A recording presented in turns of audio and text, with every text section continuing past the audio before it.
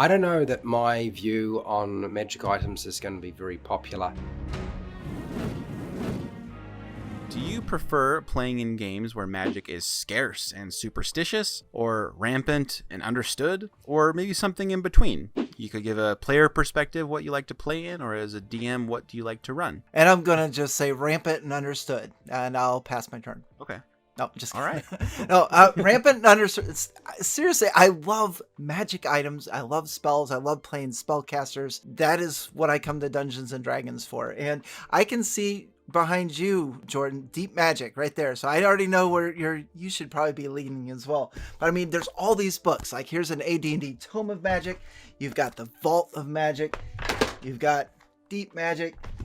You got magic item compendiums. I could go. I was going to bring the rest of my shelf over here, but it was just a little bit too much, and I got tired after a couple of trips back and forth. But seriously, I love putting magic items out as a DM for loots, for characters to find. I like creating them. So every time I have a new campaign, I like to plan one legendary magic item that is built around that character. So I learn a little bit about their backstory. I learn about a little bit about their personality, and then they'll find a magic item. It could just be a sword +1 to begin with. And then as they begin to level and stuff, it'll just like new abilities will appear. Yeah, I could go on, but yeah, rampant, all the magic, everything's magic. Everything around you is magic. Don't tell anybody. I love the wonder in your voice. One reason I asked the question is I've come to the conclusion that I think I like more of a scarce and superstitious magic, but I don't think it has to be that way. I think my experience with like rampant magic as technology, is that often it leads to a lot of like world building questions if it's really rampant. You know, every single spell that's in the game, what does that affect with the geopolitical, economical stuff? I know not everyone cares about that stuff or even considers it. But I played in games where it absolutely is considered, and the DM like really considers that magic as technology and what that means. I've had it be like, if you go anywhere, there's like an anti-magic field. I just roll my eyes every time. I'm like, another one? And so I really like it when magic is part of the world, but I don't like it when there's anti-magic fields everywhere, policing of certain spells in a certain way, or they always assume everyone's going to have a zone of truth. So you can't ever try to lie. It just gets to me because it makes you feel like you can't really be creative with your spells because the world itself has already decided that it's going to deal with your spells because it's rampant. I definitely like the other ideas as well. The scarce, I would love to play in a game like that. Of course, the rampant and magic everywhere is just my personal preference. I like that a lot more, but all of them, it would be fun. I'd probably do any of them. And worrying about where all the magic and stuff comes from, when I'm a beer in, none of that matters anymore. Yeah. It does start to feel sad when every spellcaster you meet has like every spell, and like every armory has all +1 swords, and it's like, well, I thought I had a cool +1 sword, but okay, you know, like, when everyone's super, no one is. I really have no preference.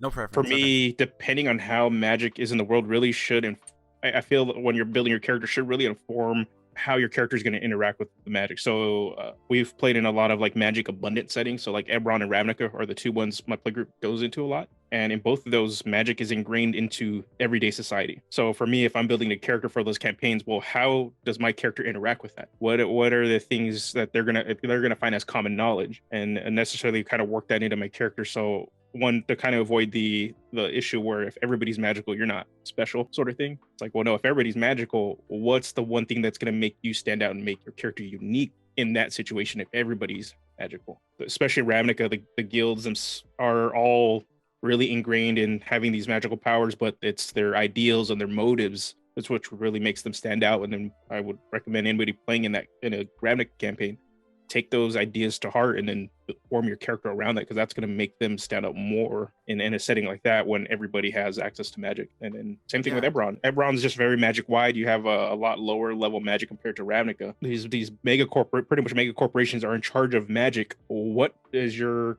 character's view on that? Where do they fit in the world? Are they being suppressed? Do they have more of a cyberpunk kind of feeling where these mega corporations are kind of just in control of everything and then you're just trying to survive? What are you going to be the one trying to steal the magic item or trying to steal magic from them? Or are you on the flip side? You're part of these mega corporations and you want to live that posh, lavish lifestyle and just trying to go up. And I think for players, it's just some of those things they should just consider. And then in a complete opposite, you're in a scarce campaign where magic is hard to get. Well, if you're going to play a wizard, your objective is to fill your spell book. Where are you going to find those spells? How can you find those spells? Those are all plot hooks you're giving your DM to throw at you, and just going to lead your play group to do more cooler things. One of my friends once said, if magic is rampant, why wouldn't like the most powerful magical creatures kind of rise? Why don't they lead societies? And in Ravnica, it is that way, right? The guild leaders are often angels, liches, and those sorts of things. So great example. Yeah. And then I think what Wally hit on the same thing when he's like, you're on the DM side building magic items for players and making it personal, and that's what I'm doing from our Avernus game. Every player has a personal magic item that ties to the character, but also I use it to mechanically kind of fix some of the characters, their player options at times, to balance them out or to bring them up to par based off of certain choices. My play group tends to like to build characters towards a role player or more of a character concept focus versus always heavy optimized. And then I do have some players that are a little bit more optimized, so it's like bringing that power level back and be like, okay, well, you're under optimized, here's some little extra buffs so you can compete, and here's, for those that are optimized, here's some more character driven stuff that you can use to help you role play. Doing those sort of things, especially if you're going to be handing out magic items, it's just fun and it personalizes the game and brings a little bit more incentive for your players to kind of come back, but also makes them more engaged with the world. Yeah, that's a great way to reward players and surprise them. I think some people have said they don't like artificers as much because you get to pick your magic items because you make them, Obviously, they can still get other magic items and they're limited. Yeah, it's an interesting dichotomy between those things. I don't know that my view on magic items is going to be very popular. I love magic items. You should put lots more in them. That's all I have to say. That's my lie. Okay, now, Man. I'm probably a little bit different to a lot of other players. I don't really care about magic items when I'm playing Dungeons and Dragons. As a player playing a character, I couldn't give a toss, which I've found a lot of dungeon masters find incredibly confusing and frustrating because they're trying to figure out how to give me a reward for something. If you can't give out XP because you're using milestones, and you're not really needing to use your inspiration and get advantage because your character's already so OP as it is, because you're playing a wizard, then you don't really need it, do you? Like, what's the point? So, let's give them magic items. But I don't care about magic items. I do like consumable magic items. And I think the reason I like consumable magic items is because I know it's there, I can only use it once, so once it's done, it's done.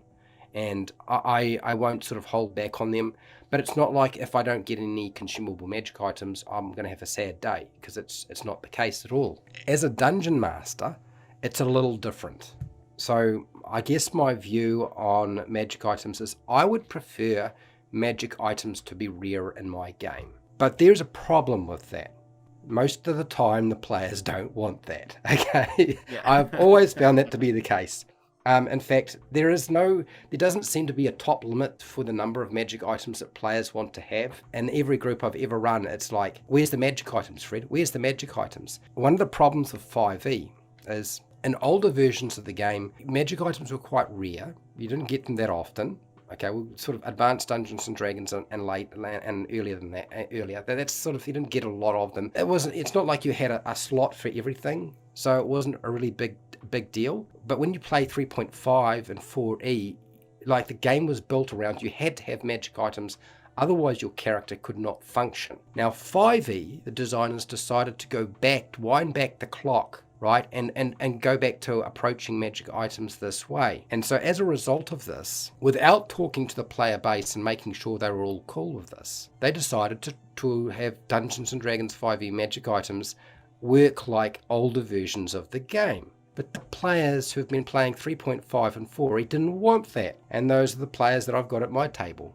Okay, and those people who are younger, who haven't played 3.5 or 4e, they've been playing video games. Like, I've got this +1 sword. I don't need the +1 sword anymore. I picked up like 20 +2 swords. I'm chucking that one away and selling it. I don't need it anymore. Why the heck do I need that one? So they're playing video games. So there's lots of magic items. You play Diablo and other games. You go through magic items like it's just a throwaway. There's a point where it's too low for me. I find there's a problem with me wanting rare magic items. Wizards of the Coast thinking that 5e can have rare magic items that are rare. They're kind of backpedaled now Now they sort of don't know what to do with themselves. But the player base wants lots of magic items. So as a response to that, this is where you'll want to cut things out.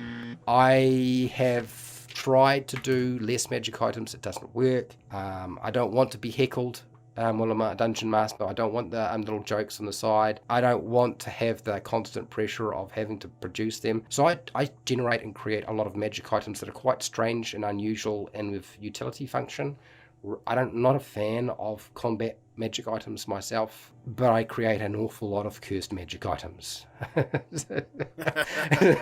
Like there's the safe magic items in the world, and there's not that many. And then the liches of the world have been pumping out cursed magic items to take over the world and using the players' characters as puppets. That's the sort of stuff that I create in my game. I can assure you, it's not terribly popular, but I would like to point out that when you do have rampant, because I've done this, when you have lots and lots of stuff in the game, they want to have a warehouse that can supply their many magic shops around the world, supplying other people with magic items, +1, +2 swords. They want a formula, plan, so they can do all this stuff. At one point, my group decided they wanted to go into business and produce bags of holding. I was stupid enough to give them a plan. So they made 14 of them. They didn't even want to make them themselves. They just want to hire somebody else to do it. Like, well, I don't want to do that. I want to do other stuff, Fred. Oh, so be it. So after a lot of pressure, so they made 14 of them. And then they decided they're going to have one each. Then there was a few extras, and they're like, well, I don't want to leave in the warehouse because I might get stolen. We'll hang on to it. So they stick a whole bunch of these bags of holding into the bag of holding they got. And yeah, you know what happened. Like, the world ended. There was a black hole. Yeah. Okay? All right? So, bad things happen when players can have an awful lot of magic items. And yeah, as a dungeon master, I might have created a black hole as a result of them putting bags of holding into each other. It seemed reasonable to me. So yeah, I've approached the whole thing as I'll be fine. We're going to have more magic items. They're going to be a lot of cursed ones. That's sort of how I run my game, which is fine for everybody else because you don't have to plan my game or even agree with what I do. Because, like, do you really care what I have to say ultimately? I have a question for you, Fred. So what do you think about the magic items in Xanathar's Guide, which are common magic items, which is just like a cloak of billowing or, like an emoji shield or something? Are those on the same level or are those different? They are awesome. That is so cool. It's like, yeah, Fred likes this. I had the cloak of billowing and the helm of dread, I think it is. I think it's called the helm of dread. All it does is make the eyes glow red. That's it. There's nothing else to it. I think those are really smart. It reminds me of Harry Potter. I'm not a Harry Potter fan really, but I like those things because the effect that they have is so minor, and you don't know what players will do with them. At one point, I had one of the group using that cloak of billowing to intimidate people, to persuade people, and to deceive people. Like every time he was trying to say something, and then he had to make a roll, and I also make my cloak billow to try to add a bit more of effect. Don't forget it. Yeah. And then when they got the helm of dread, he had the cloak of billowing and the helm of dread. So it was like eyes red, cloak of billowing, and that's awesome. So yeah, I think those items are really good. I wish they would do more of them. Things that, because they don't scare off dungeon masters, those sorts of things. Players will make jokes and maybe heckle you a little bit for putting them into your game because they're so minor in their effect, but they're not really a big issue to incorporate. So you're guaranteed of getting something. Yeah, I think you touched on something, Fred, that as a player myself, I like magic items for the options. I like having as many, just having my regular character sheet is fine and all. I've got plenty of options of things to do, but when I have magic items, I have additional options that could be like a little bit crazy. Pulling out a bag of tricks and pulling an animal out of there for certain situations. Or of course, one of my favorites is the immovable rod. I mean, how many different things can you do with that immovable rod? You can break the game probably sometimes, but sometimes you can come up with something hilarious. And I think Wally, from a player's perspective, I'm always like looking at him when I'm waiting for my turn or when somebody's doing something. I'm like, what can I do? And those give me additional options. Yeah, I totally agree with you. The bag of tricks is a fun one to have as an option. Like, am I going to pull out a badger? Is it that time? That sort of thing. And so there's a lot of fun you can do. And Fred, I'm glad you brought up Diablo because that brought back some of my earliest memories of grinding in a video game, trying to get lots of magic items. They're everywhere, and you always take them back, sell them, whatever.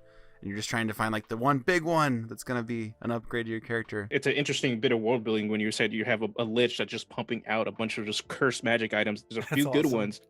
But like if you use that like as a cornerstone of your world, and then the reason why they send adventurers out to go, there's just one group of maybe a secret society, a cabal or something that wants to collect these magic items to uncurse them, supposedly, and sending them these adventurers out to go get them. And this group that you have, that your players are the group, the only ones willing to do it. I think that's a pretty interesting world you're setting up for them.